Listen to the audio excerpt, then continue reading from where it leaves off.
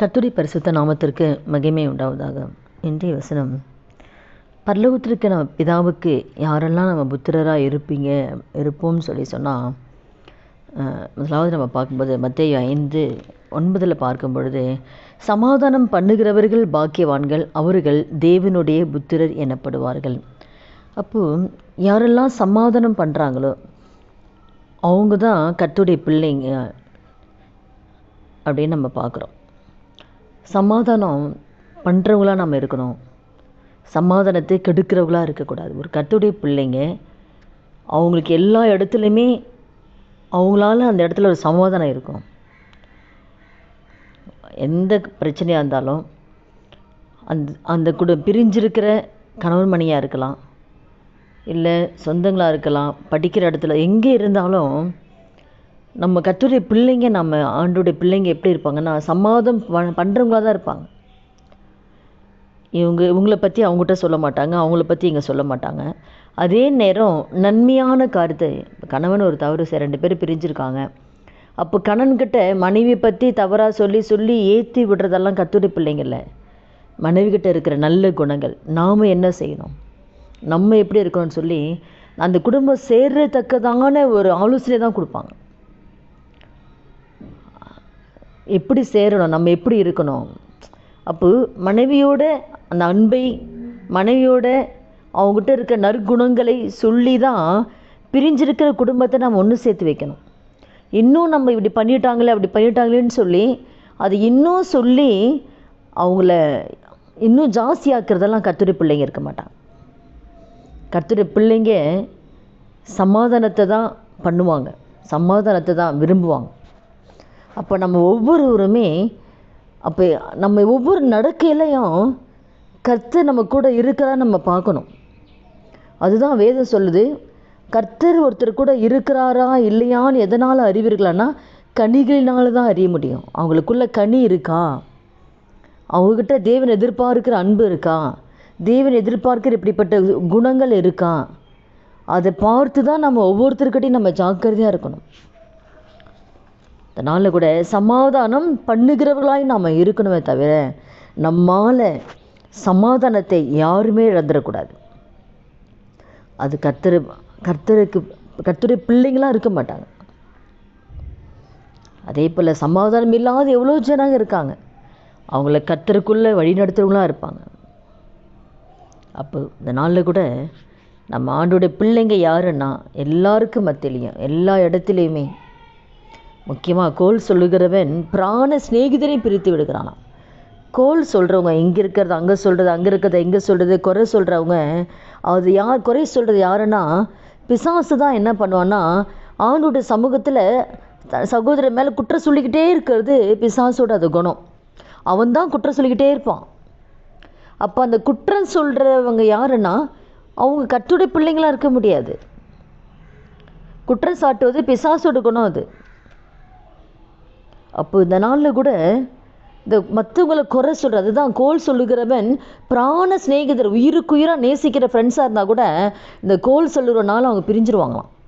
அவன் என்ன பண்ணுவான், இங்கே இருக்கிறது அங்கே சொல்லுவான், அங்கே இருக்கிறது அங்கே சொல்லுவான், சொல்லி இவனை பற்றி தப்பாக இவங்ககிட்ட சொல்லுவான், இவனை பற்றி இவனை இப்படியெல்லாம் பேசுவான், இவங்ககிட்ட சொல்ல. இப்போ 2 பேருக்குள்ளே மாற்றி சொல்லி என்ன பண்ணுவாங்கன்னா அவங்க நல்லா உயிருக்குயிராக இருந்து அந்த நண்பர்களே பிரிச்சிருவாங்க.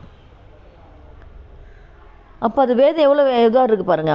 அப்போ ஆண்டருக்கு பிரிமில்ல அது எவ்வளோ காரியம்.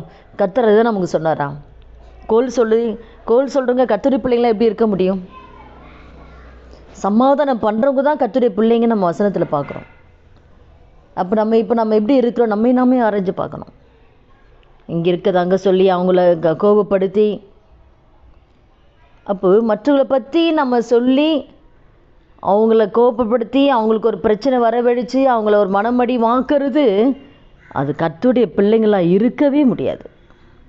மற்றவங்கள துக்கப்படுத்தி வாழ்கிறவங்க கர்த்தருடைய பிள்ளைங்களாக இருக்கவே முடியாது.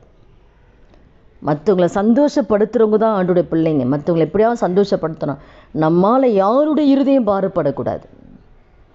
நம்மால் யாருடைய இருதயம் பாரப்பட்டாலும் தெய்வ வருகையில் நம்ம போகவே முடியாது.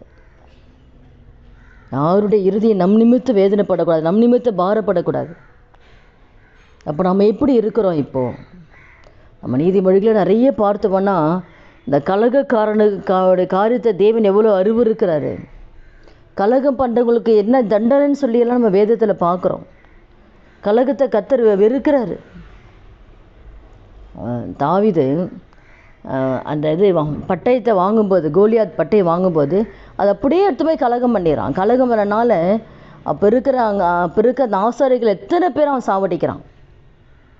சவுல் அவன் பண்ண அந்த ஒரு கலகத்தில் கோலியாத் பட்டயத்தை தாவீது வாங்கும் பொழுது, அப்போ அந்த ஒரு கலகம் எத்தனை பேருடைய இருதயத்தை வேதனைப்படுத்துது. அந்த தேவன் எந்த அளவுக்கு அருவருக்கிறாரு. கர்த்தருடைய பிள்ளைங்க அந்த காரியத்தை எப்பவுமே செய்ய மாட்டாங்க. அதனால் கூட நம்ம வார்த்தை கேட்குற நம்ம ஒவ்வொருத்தர் வாழ்க்கையிலையும் சமாதானம் பண்ணுகளாய் நம்ம எப்பவுமே இருக்கணும். அதில் நம்ம என்ன இன்றைக்கி இருக்கிறோம், நாளைக்கு இருப்போம் நிச்சயமெல்லாம் இந்த உலகத்தில் நம்ம என்ன கொண்டு போக போகிறோம்? எதுவுமே கொண்டு போகிறதில்ல. இருக்கிற வரைக்கும் எல்லார் கூடமே சந்தோஷமாக சமாதானமாக நன்மையை செஞ்சு நன்மையை பேசி நன்மையாக நடந்து வாழ்ந்துட்டு போகிறதுல என்ன இருக்குது? இந்த வயநாடு கிராமமே அழிஞ்சுது. அத்தனை கிராமம் என்ன வந்தது என்ன போனது பாருங்கள். இதுதான் இந்த உலகம், இதுதான் வாழ்க்கை. இதில் எதுக்கு நம்ம மற்றவங்களுக்கு விரோதமாக நம்ம பேசுகிறது, மற்றவங்களுக்கு விரோதமாக தீமை செய்கிறது, தீங்கு நினைக்கிறது? எதுக்கு? என்ன பண்ண போகிறோம்? அதனால் மற்றவங்களை பற்றி நம்ம பேசி என்ன பண்ண போகிறோம்? மற்ற விரோதமாக துரோகம் பண்ணி என்ன பண்ண போகிறோம்? நம்ம குறை சொல்லி கோல் சொல்லி மற்றவங்களை வேதனைப்படுத்துகிறோம், நம்ம என்ன பண்ண போகிறோம்? நமக்கு என்ன நன்மை இருக்குது? கர்த்தர் பார்த்து கொண்டு இருக்கிறாரேன்ற அந்த பயம் நமக்கு எப்பவுமே இருந்துச்சுன்னா நம்ம யாரை குறித்து எங்கேயுமே நம்ம பேசவே மாட்டோம். யாரை குறித்து நம் நிமித்தம் யாரும் பிரியவே மாட்டாங்க. அதே நேரம் அவங்க தவறு செஞ்சுருக்கலாம், தவறு செஞ்சிருந்தா கூட அந்த தவறை நம்ம அவங்ககிட்ட சொல்லக்கூடாது. நல்லதை மட்டும் சொல்லி தான் சேர்த்து வைக்கணுமே தவிர தவறை சொல்கிறவங்களே அது கர்த்தருடைய பிள்ளைங்களாம் இருக்க முடியாது. தவறு சொல்லக்கூடாது. நன்மையான காரியத்தை மாத்திரம் சொல்லி அவங்க ரெண்டும் அன்பில் பிணைக்க அவங்கள சமாதானம் பண்ண தான் பார்க்கணுமே தவிர உங்களுக்கு விரோதமாக இப்படியெல்லாம் பேசிட்டாங்கன்னு சொல்லி அது எதுவுமே அங்கே சம்மந்தப்பட்ட நபர்கிட்ட சொல்கிறவங்கெல்லாம் கர்த்தருடைய பிள்ளைங்களாக இருக்க முடியாது. நான் கேட்டதை சொல்கிறேன், அதுதான் கேட்டதை சொல்கிறவன் தான் சிநேகிதரை பிரிச்சிருவான். அதுதான் கோல் சொல்கிறதுன்னு அர்த்தம். அது வேதம் சரின்னு சொல்லலை. அவங்க ஏதோ தெரியாமல் சொல்கிறாங்க, தெரியாமல் பேசிட்டாங்க.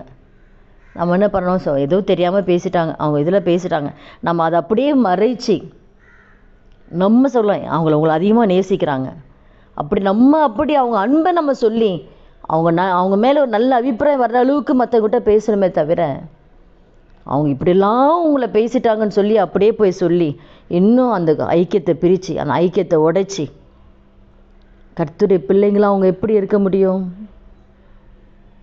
கண்டிப்பாக முடியாது. நம்ம செய்கிற ஒவ்வொரு காரியமும் நியாயத்தில் தேவன் கொண்டு வந்து நிறுத்துவார். நம்ம செய்கிற ஒவ்வொரு காரியம் கர்த்தர் பார்த்துக்கிட்டே இருக்கார். அதனால் கூட இந்த வார்த்தை கேட்குற ஒவ்வொருத்தர் வாழ்க்கையிலையும் சமாதானம் பண்ணுகிறவர்களாய் நாம் இருக்கிறோமா? நம் நிமித்தம் எல்லா இடத்திலும் சமாதானம் இருக்கிறதா?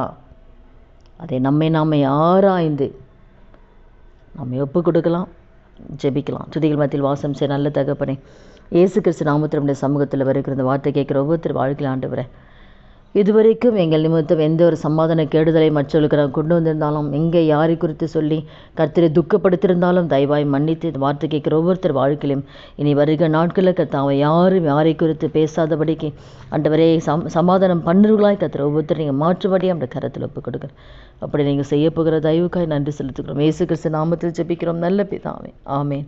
கர்த்தர் நாமத்துக்கு மகிமை உண்டாவதாக.